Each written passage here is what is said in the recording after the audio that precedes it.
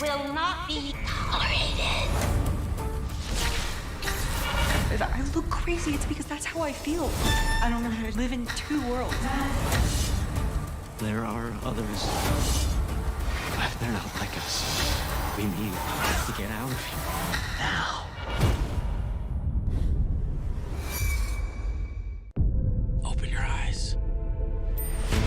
Paramount Plus has a mountain of movies. Wow. New movies. Timeless movies. Guys who are running out of time movies. So get in on the latest blockbusters. Trust me. And relive the moments that get you every time. And that's all I have to say about that. A mountain of movies, now streaming on Paramount Plus. This is European soccer's biggest stage. Written in the stars! What a difference she has made! The question is, can you handle it? Can you handle it? The crowd here feels electric. Stream every match of the UEFA Women's Champions League on Paramount Plus. I lost my dad and my aunt. What aren't you telling me? I'll never know what you've gone through, but I'm sure your dad will want you to be happy. I will not lose the company that my husband started. I want success. Get it for me. This business will bleed you dry. Dad, I'm playing on the house's money now. No, you're playing with the devil's money. What's the plan here? Gonna blow! Yeah, well, I'm just getting started. Landman. All episodes now streaming only on Paramount Plus.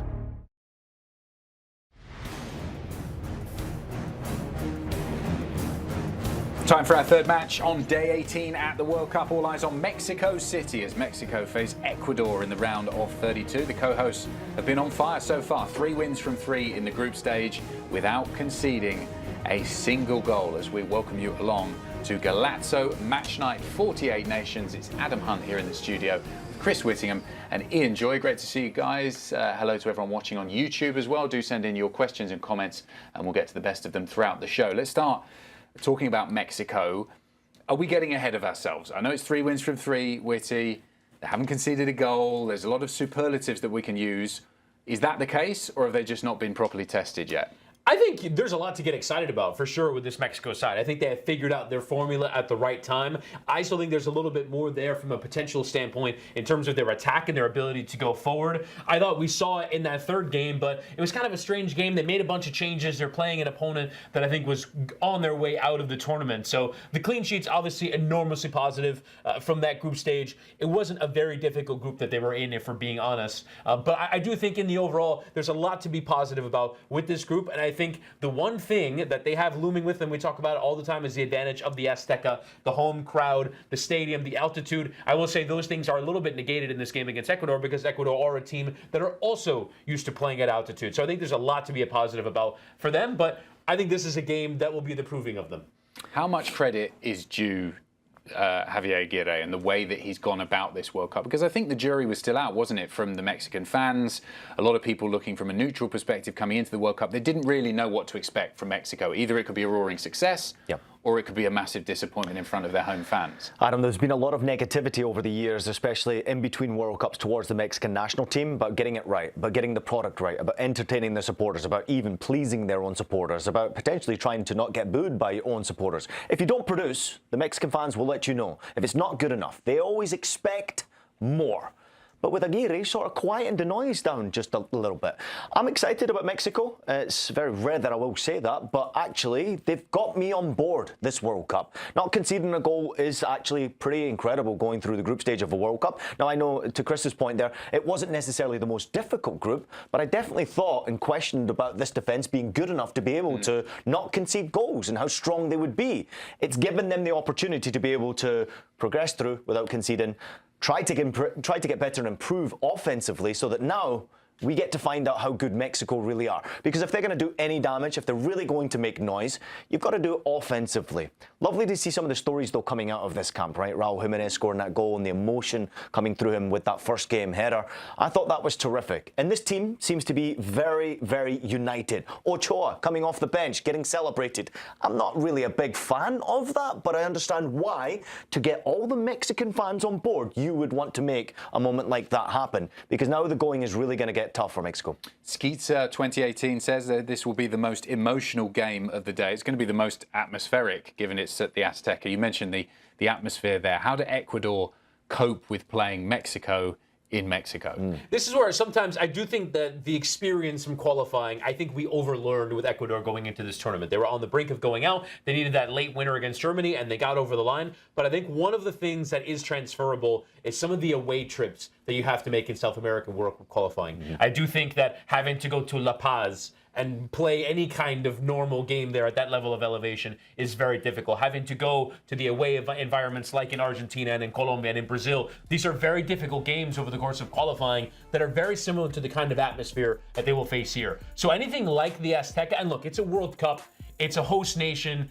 the level of green that's going to be in the crowd, the noise, it's its own thing, but it's not terribly dissimilar to what they see in South American World Cup qualifying. So I do think that the altitude is not a problem for them. The environment is not a problem for them. It's just about execution. And I think their fairly poor attack that we saw for most of the group stage, they were able just about to find enough against Germany in a game that I think it was a difficult going for Germany just because they knew they were through. They knew they were group winners. They were kind of playing not to get hurt more than anything. So I think it is about more their ability to transfer their talent and their attacking talents in particular into a game like this rather than any of the atmospherics, which I think Mexico would have been leaning on as a key advantage for them. There's also the story about the aging attack within Valencia and the consistency to have to put him out there. Obviously, he is already the national team's leading goal scorer, but he's largely underperformed for me. And sometimes he looks like he is his age, which is a big disappointment, especially when you're trying to achieve something special. But that victory against Germany showed a tremendous amount of spirit. Right, they went behind in that game. Don't forget about it. They were going out of this World Cup. And then all of a sudden they found something within to beat a German side, albeit proven that it hasn't been too difficult to score goals against Germany unless you're Curaçao. At the same time, I think that you still build towards that going into this game thinking, all right, we just took out Germany here. There's an opportunity for us to go and create history again. That last knockout game for them came in 2006 against the English. I'm not saying that they've learned anything from that. They lost that game 1-0. But to Chris's point, there's a lot going in the favour of Ecuador as well, with the altitude and obviously the experience they've gained through these difficult travels on World Cup qualifiers. It's a good group, experienced group with a bit of quality and experience. The one thing, though, that I will say about this Ecuador team is, in the build to the World Cup, so many people talked about them as a dark horse because they only gave up 5 goals in qualifying. They finished second in South America, which is incredibly impressive in a region with Argentina, Colombia, and Brazil. And then we saw their flaws laid bare in the group stage, where I think they had to come up against teams that forced them to make the game. They played well against Germany. They didn't play well in their games against weaker opponents in the group. And so I think going forward now, I actually think this suits them incredibly well. Playing knockout football where, yes, going to 120 minutes and going to penalties is an option. I can see Ecuador leaning on that as an option to go all the way to the distance, and they can outlast teams and not give up a goal and that be okay, whereas that wasn't okay in the group stage. I think this is the kind of football that will suit them. It's why I think some people are picking this as an upset, because I do think that Ecuador are perfectly suited to knockout football, almost more so than group play.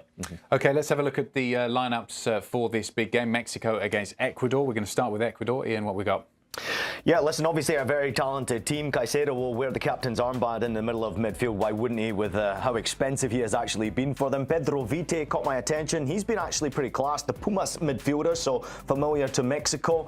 92% pass completion. He won 80% of his duels with the high-pressure mode. Now, this is really important when you figure out how they play. Only Uruguay, Canada have applied more high-intensity pressures. This is the useless stats that I like to figure out when it comes to this World Cup. They are an immense this team that loves to put pressure going forward. And Valencia grabs my attention because of the goals that he scored. He's only 1 goal shy of 50 goals for his national team. Already a record right now on the 49. But I want to see a bit more from him. And I've got a feeling, guys, that he needs to be the one to take his opportunity in front of goal if they're going to win this game in any way. They have talent. Out wide, they've got obviously the Sunderland player as well, Nilson Angulo. He's been impressive. He only started that one game against Germany, but at 23 years old, he's been one player that's been frustrated having to come off the bench, but that one game he did start, he had an immediate impact. So what can you do? I'm intrigued to find out. What was that stat? High intensity pressure. High intensity pressures. You want to hear it? Only Uruguay and Canada have applied more high intensity pressures in opponents' half than them. 444 in the group stage, while only Turkey with 164 won possession from high intensity pressures more time with 150. Do you need me to subtitle it for you? No, I like it. High intensity pressure. So like it's a very American way of describing that. But that was the a lot of high in the right intensity areas is what they did do against Germany, right? So that's how it's going. Fair enough. Mexico, what we got? Yeah, so I want to compare this to the opener of the group stage, and it's 3 changes from them. And I think the place where they have changed the most going into this game is in midfield, where Gilberto Mora comes into that central midfield position instead of Brian Gutierrez. I think that is certainly merited on the evidence of what we've seen from them in the group stage. And then it is Luis Romo, who's a bit more of a physical presence in midfield, rather than Alvaro Fidalgo, who's a little bit more of a creative presence. So I think there's industry in the shape of Romo and a little bit more creativity in Mora, who I think is the young player they were most looking forward to watching in this tournament. And then the other change from the opener of the group stage against South Africa is Jorge Sanchez coming in on that right side for Israel Reyes. I think he has proven to be a more reliable option. So I think Mexico had to figure some things out. You compare it to, let's say, the United States, which is the team that's sort of always on the forefront of my mind, where the team that started their opener against Paraguay is probably going to start without a single change against Bosnia. Mexico have figured some things out in this tournament, but the one thing they have absolutely locked in is they have a talismanic attacker. Not only in Jimenez, obviously done it for so many years, but also in terms of Julian Quiñones, who has been absolutely fantastic over the course of the group stage, has clearly proven to be that standout player, that player where you turn on the World Cup, you go, I haven't seen Mexico, let's see what they're about. And Julian Quiñones is the player that stands out. He's playing in Saudi Arabia, and it's been absolutely fantastic for them. So I think he has to continue to deliver that level in order for Mexico to succeed.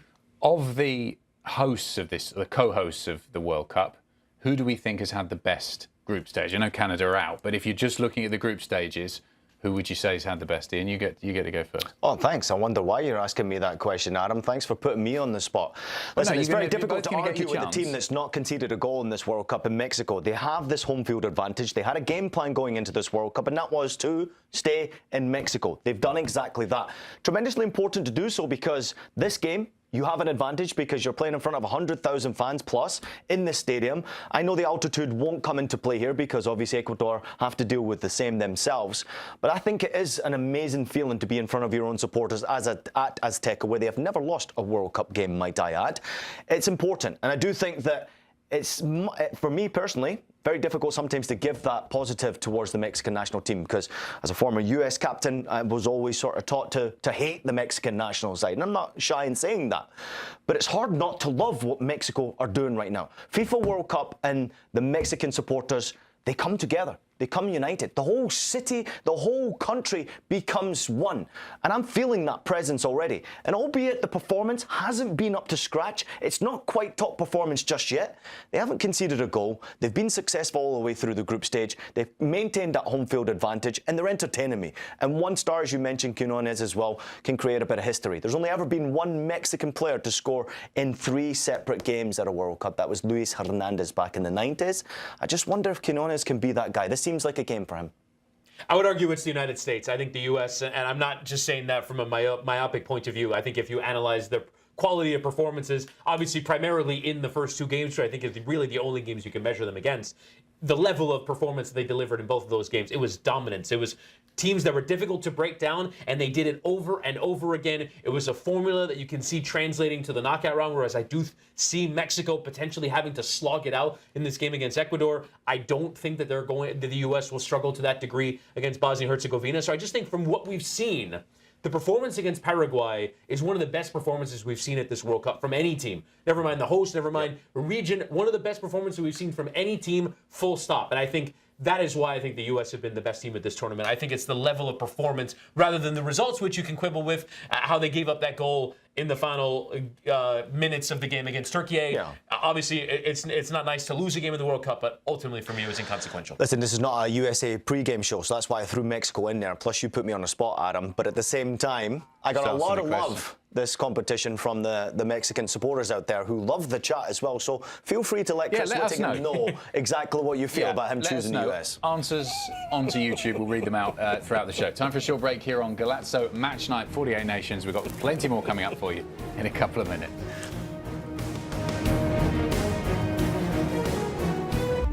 At the start of every year, I find myself wondering again, constantly questioning life's mysteries. Could I make it in the UFC octagon? When Jeff Probst asks survivors, ready? Do they ever want to say no? Has Dexter ever considered meditation? Will Beth and Rip make it last on the new series Dutton Ranch? If not, Rip, call me.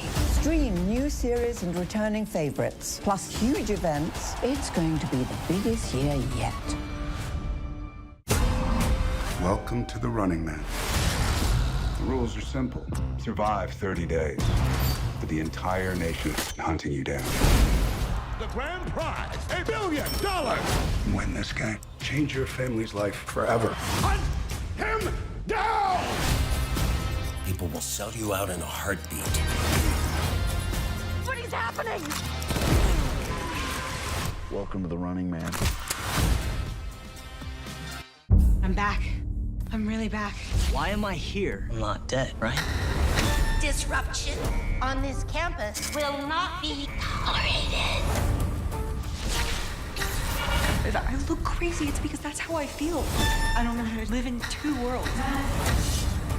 There are others. But they're not like us. We need to get out of here. Now.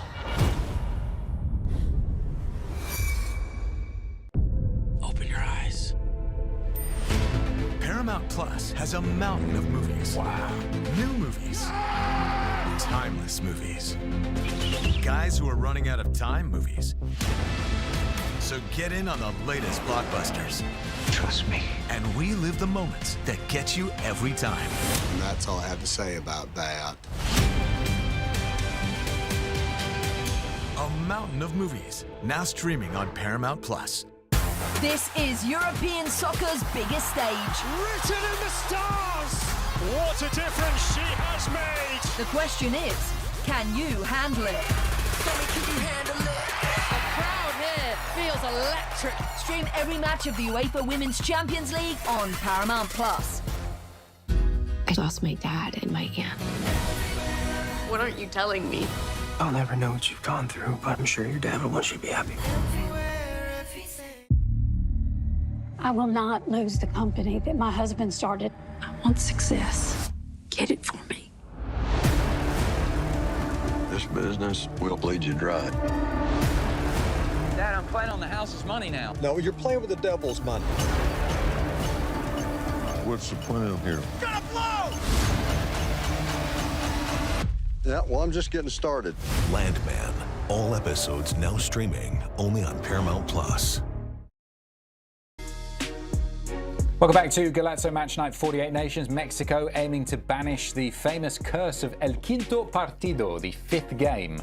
A lot of discussion around this going into the tournament this year, not since 1986, when they, of course, last hosted the World Cup, have El Tri made it to the fifth game. Now, technically, obviously, with the change of format and the inclusion of more teams, it's the sixth game because and the round of 16 because they made it to the quarterfinals, as you can see there in the previous World Cup to that in 1986, which is them getting past the round of 16 stage. Does it matter? Some say yes, some say no, but either way, a nation expects a win today. What do we think? Will they break the curse here? Whether you want to call it El Quinto Partido, or what is it if it's 6 games? Sexto Partido. Sexto Partido. Yeah, I mean, look, I think I think with getting to the next round, I absolutely think that is the bare minimum. But I think ultimately, when you talk about this curse, such that it is about, in my view, getting to a quarterfinal. I think the reason why there is that feeling is because Mexico do fancy themselves as one of the best footballing nations in the world. And they absolutely should, with the size of population that they have, with the way that the nation is absolutely football mad. It is the #1 sport in the country, and it's not even close. They have a domestic league that is reasonably big, that commands a level of attention. America is a big club. Chivas is a big club. You know, Pumas and Cruz Azul have historically been massive clubs. They believe that they should be at this level. And yet they have not proven as such. And even if they get far in this one, the caveat will be, well, they did it once again as the host. So I think the standard is quarterfinal. And that requires beating Ecuador tonight, which will not be easy, and then beating the winner of England and DR Congo. We presume it will be England. They will have the advantage of being at home. They will have the advantage of the altitude and the conditions. But can you go and beat England? And that, by the way, is the rubric that I'm judging the U.S. against. Can you go beat a proper footballing nation from Europe or South America that are always considered to be among the blue bloods? That really is the measure. It's not about a number of games. It's about beating a proper team. They came so close against the Netherlands. There was a Nueva Penal game. There were so many other games that have come close. But it's not about getting close. It's about winning. It's about beating one of these big nations, because Mexico believe that they are one. It's why they're sort of perpetually frustrated with their national team and their national team coaches. They feel like they can do better. Listen, it's a terrific group of players that they have there, but it's certainly not as talented as previous generations of the Mexican national team, especially when it comes to the FIFA World Cup. They have had household names in there, obviously, some of the names I've already mentioned, but they do have good players who are experienced enough to handle it. They've also got a youngster in Mora who they've given the opportunity to go out there and be maybe a bit of a playmaker in this game. They sense an opportunity that they can potentially get themselves through, face probably England in that next round, and also have the home field advantage of the Azteca one more time. There's something special brewing when it comes to this game as well. But be careful what you wish for, because as Chris has pointed out there, Ecuador, difficult to score goals against, 100%. But they also don't score many goals. I still think that this one might spring a surprise here. Mexico will go in as the favourite when it comes to the bookies, certainly with the home field advantage. But I've just got a feeling that a lot of people are starting to edge towards Ecuador being the surprise package in this game. I'm thinking no. I'm thinking Mexico here being my favourite. History tells me so. The players are actually playing well and can do a lot better. And yet the goalkeeper back in Rangel, he's done a terrific job. So let's see how good they can defend against a team that doesn't attack too frequently, that does love a bit of high pressure, that will put you under pressure, that doesn't care about altitude and doesn't care about the headlines. Ecuador are there for business. Their supporters are as passionate as the Mexican, may not have as many numbers, that's for sure. But this is going to be a closer game than I think most people predict here. And that comment that we've got on the screen right now echoes what you said from @TPJN777. Mexico will probably have more possession, but that's exactly how Ecuador like it. Counterattack is their biggest weapon. One mistake, and they'll punish you. That is the part that I would quibble with. The one mistake and they'll punish you part, because they have not shown in this tournament clinical edge in front of goal. Right. That is the game plan, absolutely. But it's the level of execution that I think will probably send us. We'll get to our bets later, but I think this game is going the distance. I think it's going to be a long night. What do people like when they look at Ecuador is the coach, Sebastian Becasese. He's a young coach, he's a tactician, and I think this guy makes this team competitive and a lot better, and he has an interesting experience, doesn't he, all around the world, coaching in Spain and in South America as well. What has he done in his relatively young career so far, Witty? Well, you explained it earlier, Ian, with your pressure statistic, and it makes sense given the tutelage of Sampaoli. This is the Marcelo Bielsa coaching tree, as it were, where it is all about intensity, getting after the opponent, and smothering opposition with a generation of players that has shown that they're capable of doing so. They have incredible legs in midfield, obviously anchored by Moises Caicedo of Chelsea. They have an incredible defense led by arguably one of the best center backs in the world, and William Pacho, who anchors the back line. Piero Hincapié has been fantastic as well. They have a method of playing that has gotten across to the team. That is the #1 thing to do in international football. Have a well-trained, well-identified plan A. The question is, what happens in Plan B situations? It doesn't seem like they have one, but they're obviously very difficult to play against, first and foremost, both in terms of they're very good defensively, but they get after you. They make it uncomfortable to play against you, and they have the legs and the energy to do so. Yep. The question has always been, even in qualifying, when they qualified second, they played 18 qualifying games, they scored 14 goals. So the priority has been about defending, about being difficult to play against, and then figuring out where they can nick a goal here and there. And I think that's the next step for the development of Ecuadorian football. We talked a lot about in the build-up to this tournament how there are clubs there, particularly Independiente del Valle, that are doing fantastic work in bringing through young players. the next step for them is to find some attackers to replace Enner Valencia, who's been there for probably a little bit too long. Yeah, that's the biggest problem I see with this team, is that they don't score a lot of goals. They certainly don't create enough chances. They do have weapons in that midfield. You mentioned already Caicedo. Vite is one who's a familiar name to Major League Soccer fans out there as well. Spent a bit of time at Vancouver. He also plays in Mexico as well, right? No, so obviously a great opportunity for him to showcase his talents against Mexico in that country. But the pace comes from Yeboah and Angulo. Both of them, I think, are counter-attacking players. Once they turn that pressure over, I mentioned the high pressure. Once you turn the ball over, how quickly can you get at, and what is the quality going to be like? Because you actually do need to create chances for Enner Valencia. He's not the one that's going to be able to create them for himself. And I want to see a bit more from Plata, right? He hasn't really showcased exactly how good he can be. And you mentioned Pacho. Going into this competition, he was in such great form. The way he started this competition, I was worried. I was thinking, wow, he made a couple of big mistakes early on in the group stage, and I got a little bit concerned. I think they could have gone out very quickly if he didn't snap it up. But they've been much better. And against Germany, they've proven to be exactly that. They can be a difficult team to score goals against, and they use their experience, and it's all right down the spine. You have Pacho, obviously terrific. Caicedo, terrific. And then you've got Valencia. And sprinkled in around the side there is a bit of speed and a bit of excellence there. Watch out for Vite too going forward, because he's not just a high-pressure ball winner. This guy can recognise a pass in behind. So I think we best be careful underestimating the quality that Ecuador do have, and Mexico have to be the ones to be wary of that. Could be a physical game as well, as at Senedo 84. This is about to be a UFC match. Don't forget, you can watch the UFC Paramount live on Plus. Paramount Plus. Live on Paramount Plus. Got to pay those bills. We've each picked a bet, haven't we, for this game? Yes. Ian, you're going to go first. Yeah, listen, I actually think, I'm trying to find my notes here, but I will think off the top of my head that it's a Mexico goal in the second half here. Okay. Now, Mexico have actually scored 5 goals already in the second half through the 3 group games, and it's currently sitting at -115, which is pretty good. Obviously, it could be very close in the first half. Chris has predicted it to be close all the way through the game, but I'm just wondering if Mexico themselves also have a bit of a game plan. Morris maybe just throwing something, a spanner in the works there, maybe making me think that they're going to go for this early. And obviously Raul Jimenez back in the lineup as well. But I think Mexico are a much better team in the second half than they are in the first. Maybe because of the altitude, now they don't have that advantage against Ecuador. But I actually favour Mexico to win this game in the 90 minutes. I don't think it's going to extra time. Witty, what's yours? I have gone for, and I would sort of approach this game, and I hope this is sort of a bit of a reverse jinx and we get a crazy, entertaining 3-2 game. But if I were approaching this game from a gambling standpoint, I would say 0-0 after 90 minutes, 0-0 after 120 minutes, the under, no on both teams to score. I wouldn't bet any player props. And my ultimate bet in the end is Mexico to win on penalties at +650. I think this game is going the absolute distance. You're talking about coming into the tournament.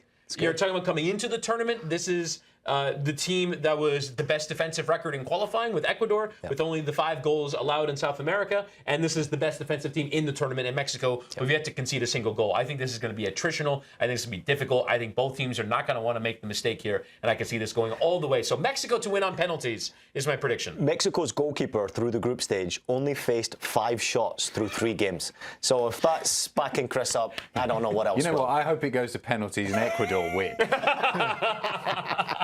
Right. Why are you rooting against me? What have I done? It's because I'm cursing us with a bad game? Is that what I'm saying? Game that goes to penalties. Mine is Raul Jimenez to score or assist, +165. I think he's a good shout. Obviously, a lot of good stuff came through him in the first game. He did score. I think he got an assist in that game as well, didn't he? In the first game against South Africa, he was very good.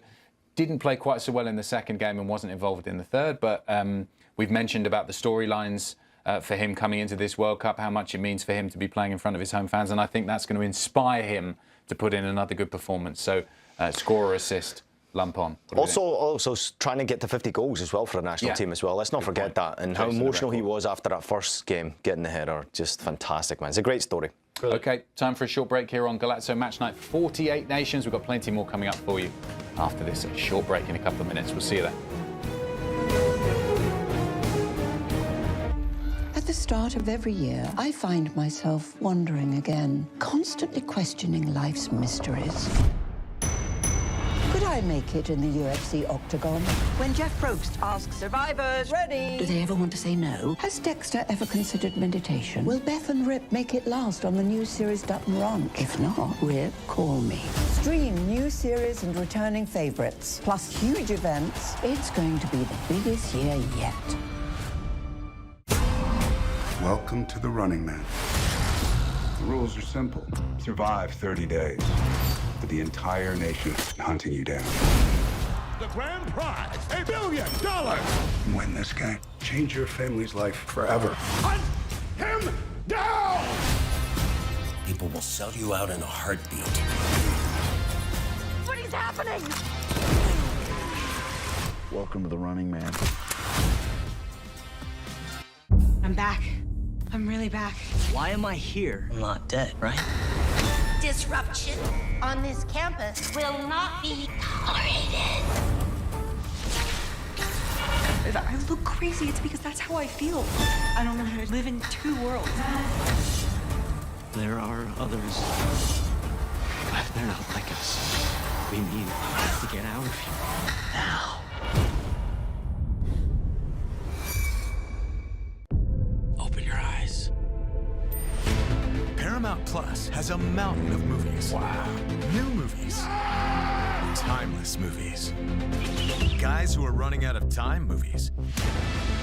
So get in on the latest blockbusters. Trust me. And we live the moments that get you every time. And that's all I have to say about that. A mountain of movies, now streaming on Paramount Plus. This is European soccer's biggest stage. Written in the stars! What a difference she has made! The question is, can you handle it? Tell me, can you handle it? The crowd here feels electric. Stream every match of the UEFA Women's Champions League on Paramount Plus. I lost my dad in my aunt. What aren't you telling me? I'll never know what you've gone through, but I'm sure your dad will want you to be happy. I will not lose the company that my husband started. I want success. Get it for me. This business will bleed you dry. Dad, I'm playing on the house's money now. No, you're playing with the devil's money. What's the plan here? Gotta blow! Yeah, well, I'm just getting started. Landman. All episodes now streaming only on Paramount Plus. Welcome back to Golazo Matchnight 48 Nations. Let's look back on the first game of the day in Dallas. Norway squeezing past Ivory Coast 2-1, as you can see there. Erling Haaland scoring an 86th-minute winner to clinch it for the Norwegians, and they will now face Brazil in the round of 16. Here's their captain, Martin Odegaard, speaking post-match. I think what we're going to think about now is to enjoy the win today, be really happy and proud of ourselves. Amazing achievement to go through to the next round. First time for us in the World Cup in a long time, and to go through to another round now is unbelievable. So let's enjoy the day, let's enjoy the moment, and then it's time to prepare for Brazil, which is going to be a tough game, but in football everything is possible, and we're going to give it a good try, and yeah, we'll see. Hopefully we can keep dreaming and keep believing and keep performing like we do. But yeah, let's prepare well and enjoy the moment. Ian, clearly when we talk about Norway, even before the tournament, everyone jumped straight on Erling Haaland and his performances, and they've warranted all of the headlines. But as he did for parts of the season for Arsenal, Martin Odegaard's one of those guys who does some really good work, almost in the shadows, and doesn't always get the credit he deserves. How impressed have you been with him at this World Cup? Yeah, I think having the assist that he's had already, was it 3 now already in the competition, is quite remarkable in the games that he's played, and very important part. Obviously wearing the captain's armband for a reason, because of the respect that he has gathered within that group, but also how he leads and pushes this group forward. You know, I saw him a couple of times standing up for himself, but also standing up for other teammates, willing to go to battle, as well as obviously being the provider. It's now 7 goal contributions in the 6 games that he's played for Norway this year. He is an exceptional talent. I think we can all agree that there was probably more. If you look at the early days of his career, obviously went to Real Madrid incredibly early in his career, I was actually looking to see if he was going to be the guy that would be a world beater.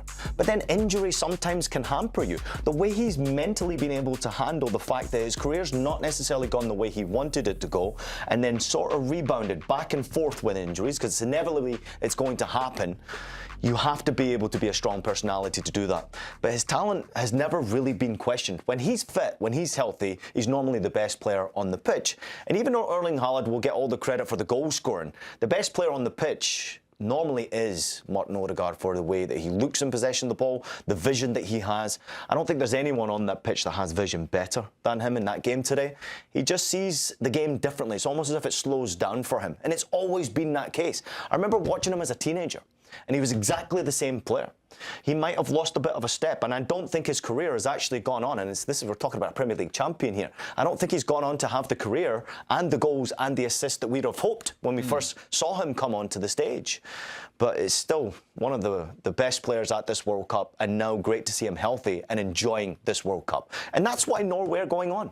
They have players like Martin Odegaard that they can lean on to produce the best quality product. We can't talk about Norway, though, and you knew where this was going, without talking about Erling Haaland. Obviously scored the winning goal. How much do you feel that being at the World Cup for the first time, and for him getting to play on this stage, is bringing another level out of this guy for the national team? I mean, I think we should first off start by saying that the goal he scored today was kind of, if there was a goal scored off your backside that was actually scored with your foot, that would have been the goal that he scored today. He stood in the right place, and he obviously is this incredible presence. But to that point, I think it is worth saying that we here at the Golazo Network are largely talking to people who watch this stuff every day, who watch the Champions League, who watch the Premier League, who watch Serie A, who watch all the leagues that we cover day in and day out. But there are tons of people that will not see Erling Haaland play unless he plays in the World Cup. And I think that's what this tournament offers in terms of a stage. And there's some people who take advantage of that stage, and there's some people who shy away from that stage. Erling Haaland is very clearly a player. Throughout his career, there was never really a doubt. The question is, would the team around him be good enough? Because it hasn't been up until this point. It's a relatively recent phenomenon that Norway as a collective are good enough to support Erling Haaland. But now they are. And so I don't even think he played that well today. But he stood in the middle of the goal. He's there to tap in a chance. Antonio Nusa scores a brilliant opening goal, but I think in the overall, he's not necessarily, if he doesn't play well, if he doesn't score 3 goals, that they're going to lose. They have a good enough collective around him, but he has taken advantage of the stage that the World Cup offers, because it is a completely different level, in my view, than even getting to a Champions League final, than even getting to the biggest club games. The World Cup is just a different level, and Haaland has been ready for it. Yeah, to back Chris up on that point, I think you've recognised before when Norway have struggled to get to major tournaments, even though they've had Erling Haaland. Players have not been healthy, they haven't performed, right? At one point, Odegaard was not healthy, so he couldn't help the national team. Sorloth wasn't in his form. There was no Nusa or Oscar Bob. Now, all of a sudden, it's coming together at the right time for Norway. I think maybe we're underestimating how good they could potentially be. I mean, going into this game, were they a favourite? A lot of people had them going out at this stage against an incredibly talented Ivory Coast side, and especially how this competition's gone for African sides, there was a big chance that was going to happen. And when it went 1-1, I thought, oh, here we go. Let's find out how good Norway are. But they continued to create and be excellent. Norway, domestically, let's not forget the success they've had in the Champions League and across Europa League that we have been covering. You've been calling games. Bodo Glimt knocking out Inter Milan. Obviously, terrific stories that are coming out of their domestic league. We have just criticised heavily Germany for getting knocked out and how shit the German Bundesliga has been for giving youngsters an opportunity. The Norwegian league continues to get better and better. More investment, better youngsters, facilities and infrastructure is clearly there. And why? Because it's players like Erling Haaland, these once-in-a-generational players that you have at your disposal, brings eyeballs, brings investment. It tells you if we can just support players like this, maybe we can make something magical happen. And because it's an extended World Cup, why not? Why can they not go on and really have a big upset in this competition? This might not be it. There might be more to come from Norway.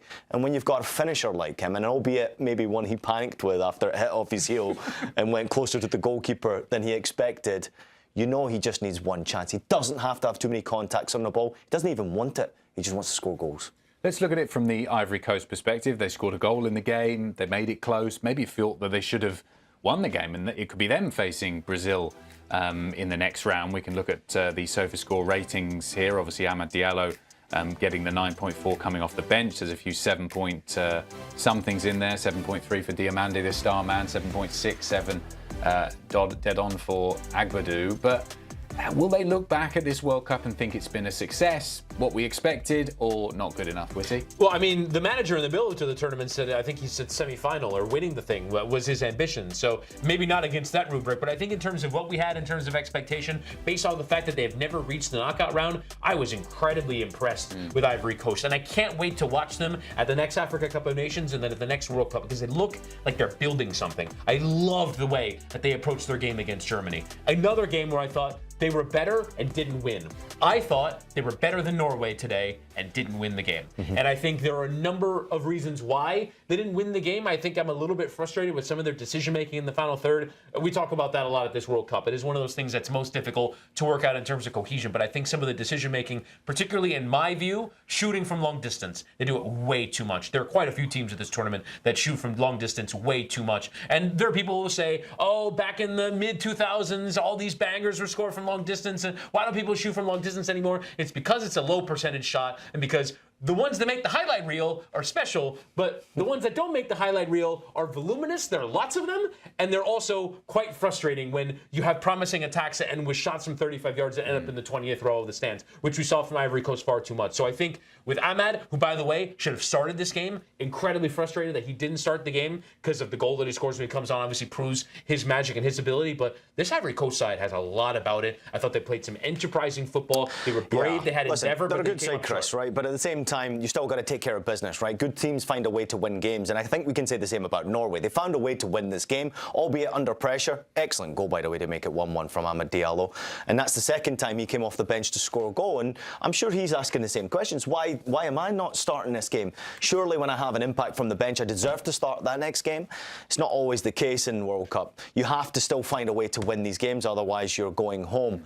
But I agree with Chris. There's something special happening in African football, full stop. But I do love the fact that Ivory Coast average age was about 26 going into the starting 11, and Amad Diallo coming off the bench is, 23 years old. So future's incredibly bright.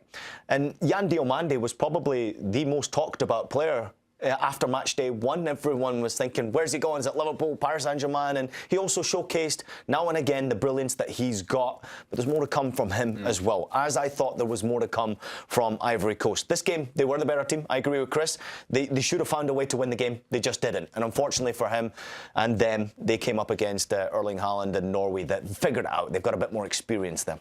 Okay, so Ivory Coast are on the way home. Norway through to the next round, the round of 16. Let's Ivory count you to break. 1, 2, 10, 9. Time for a short break here on Golazo Match Day. What, Match Night 48? What am I talking about? We'll see you in a couple of minutes. At the start of every year, I find myself wondering again, constantly questioning life's mysteries. Could I make it in the UFC octagon? When Jeff Probst asks survivors, ready? Do they ever want to say no? Has Dexter ever considered meditation? Will Beth and Rip make it last on the new series Dutton Ranch? If not, Rip, call me. Stream new series and returning favorites, plus huge events. It's going to be the biggest year yet. Welcome to the Running Man. The rules are simple. Survive 30 days. But the entire nation is hunting you down. The grand prize, $1 billion. Win this game. Change your family's life forever. Hunt him down! People will sell you out in a heartbeat. What is happening? Welcome to the Running Man. I'm back. I'm really back. Why am I here? I'm not dead, right? Disruption on this campus will not be tolerated. If I look crazy, it's because that's how I feel. I don't know how to live in two worlds. There are others. But they're not like us. We need to get out of here. Now. Open your eyes. Paramount Plus has a mountain of movies. Wow. New movies. Timeless movies. Guys who are running out of time movies. So get in on the latest blockbusters. Trust me. And relive the moments that get you every time. And that's all I have to say about that. A mountain of movies, now streaming on Paramount Plus. This is European soccer's biggest stage. Written in the stars! What a difference she has made! The question is, can you handle it? Tell me, can you handle it? The crowd here feels electric. Stream every match of the UEFA Women's Champions League on Paramount Plus. I lost my dad and my aunt. What aren't you telling me? I'll never know what you've gone through, but I'm sure your dad will want you to be happy. I will not lose the company that my husband started. I want success. Get it for me. This business will bleed you dry. Dad, I'm playing on the house's money now. No, you're playing with the devil's money. What's the plan here? Gonna blow! Yeah, well, I'm just getting started. Landman. All episodes now streaming only on Paramount Plus. Welcome back to Golazo Matchnight 48 Nations. 3 more games coming tomorrow in the round of 32. It all starts in Atlanta, England against DR Congo. Then we move to Seattle for Belgium against Senegal. The winner of that awaits the winner of the 3rd game of the day. The only game that matters, Adam. The only one, apart from the first one, the US men's national team back in action in California against Bosnia and Herzegovina. Let's get some thoughts from the US camp now. Ahead of that game, here's Flo Balogun. It's gonna be a challenging game, and then on top of that, World Cup knockout game. It's not something we're gonna take lightly. So we're looking forward to just going out there. We know we're gonna need to be creative. We know we're gonna need to be intense, like we have been, so far. And there's no doubts we can go out there and win. Right, Ian. Let's talk about this game. I'm going to read you some results. 1-1 draw with Canada, a 4-1 defeat to Switzerland, and then a 3-1 defeat to Qatar. Are they the results of a team that are going to trouble the US men's national team? Listen, obviously I want the US national team to do incredibly well in this competition. And obviously, Chris has pointed out already, they got off to a terrific start. That first game against Paraguay, I agree, best performance of the competition so far. Everything clicked and went right for them. And then, of course, you ended in defeat against Turkey, which surprised me a little bit. Team selection, I'm not surprised. The changes that went on because of the yellow cards, not surprised as well. But to answer your question, I know Sergej Barbares, the coach for Bosnia-Herzegovina. He's a former teammate of mine from Hamburg, and Benny Feilhaber as well knows him incredibly well. He is an absolute battler, and he is a winner. He will not accept anything less than 110% effort from your team. When you're not playing well, fight. And if you're not fighting hard enough, take a red card. He's that type of character. They have an immense amount of talent in their group. They've got a great deal of experience, obviously, as you know. Here are said results. I get the results, I understand it, but on any given day, on any given Sunday, they can turn it on. And they have weapons that can incredibly hurt the US national team. Now, we have been spoiled to this point. I would even throw the Turkey A performance in there as well. We've been spoiled. The US national team's played well.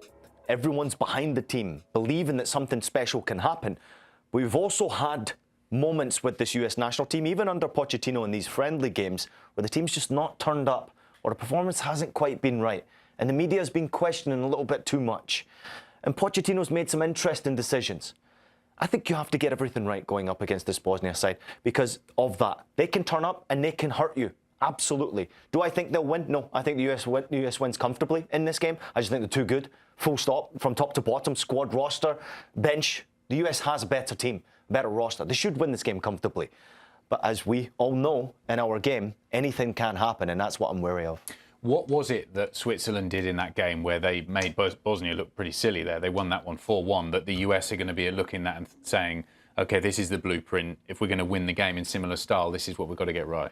Well, I'd love for Bosnia to have a man sent off in that game as well, because that was ultimately the thing that swung that game. Up until the 70th minute, Switzerland were frustrated. And I think the number one thing that we've seen from the U.S. at this World Cup so far that must continue, as they have scored within 11 minutes of all 3 of their group games. I think the most important thing to really get the crowd behind you, sort of get the vibes right, is to get an early goal. I've been saying it all day. I saw Marcelo Balbo in the hallway, and I said, early goal. Got to get an early goal in this one, because I think that's the number one most fundamental thing that they have done so far. I think this will be the exact team, and it just goes to show how right Pochettino got the starting 11 in the first game, that it's going to be the exact same team, probably, we think, that will start in this game, with Pulisic being back healthy, that also started in that opener against Paraguay. But I completely agree with you, Ian. If it wasn't for the fact that knockout football is terrifying, that the World Cup is terrifying, and I was just coldly analyzing without my fan hat on for even a second, I would say the U.S. are a good deal better than Bosnia and Herzegovina, and they will win by multiple goals. Because we showed the results. They were 7 without a win, including qualifying for the World Cup. They did so by beating Wales on penalties, and they did so by beating Italy on penalties. They beat Italy on penalties because Italy were 1-0 up and got a boneheaded red card from Alessandro Bastoni, and even still, Bosnia and Herzegovina had to take the distance and go to a penalty shootout. This is not a team, in my view, to be afraid of from an attacking standpoint. From a defensive standpoint, from a fight standpoint, you mentioned that grit that the manager wants to imbue them with. Absolutely. But the U.S. are better than them. And I want to see, in this game tomorrow, the U.S. be better than them, because they are. And I think it only is, to exactly your point, a down performance, a performance where they don't show up, where the motivation is in the right place.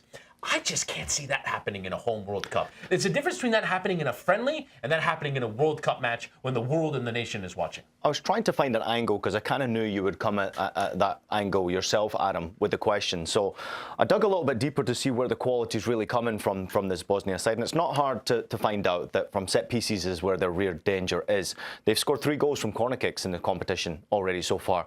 And I actually found out they have the tallest squad in the FIFA competition this year. The average height they have is 6'1", which is a crazy advantage to have, considering we've just watched a team probably win off set pieces the Premier League title. There's no reason why a team cannot win a single one-off knockout game by doing so on set pieces, but also by defending set pieces. We know Bosnia will try to make it very difficult for the US to go through.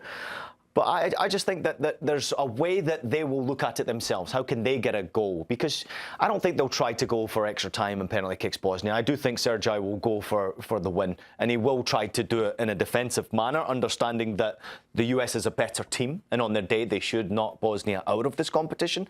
There's something about Bosnians, man. They've got heart, they've got passion, they've got grit, determination, and they do have a bit of quality in there as well. And as I mentioned already, it might be a set piece that wins this game. Sometimes it can be a frustrating night for the favourite. So why not Bosnia's moment if they can find that from a set piece? I'd just say be careful.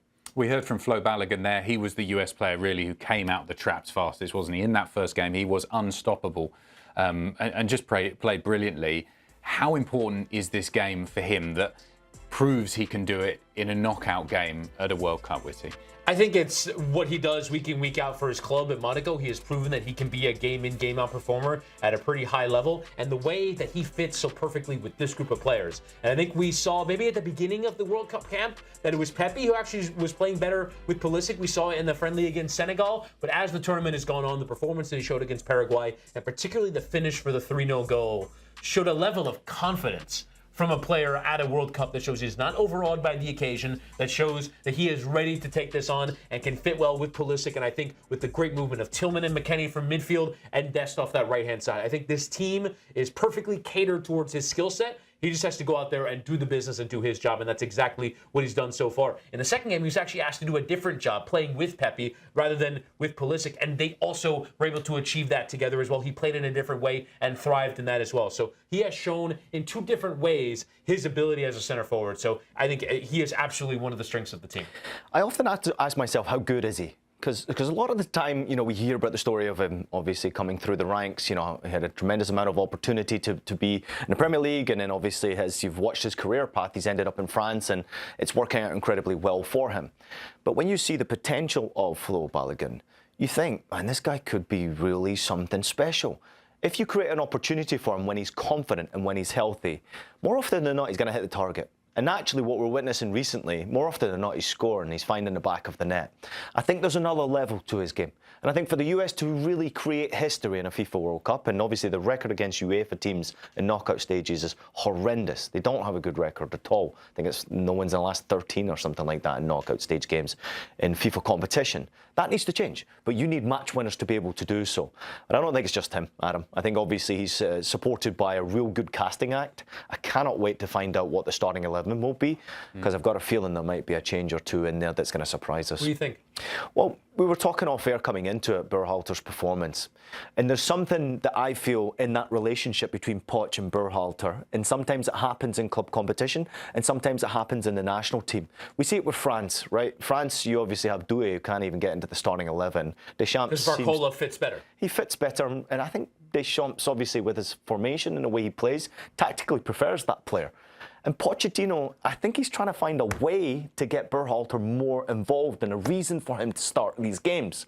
There could be one in particular that's upset that Berhalter's in the team. I just don't know who you drop to put him in there. Yeah. But he deserves to be there.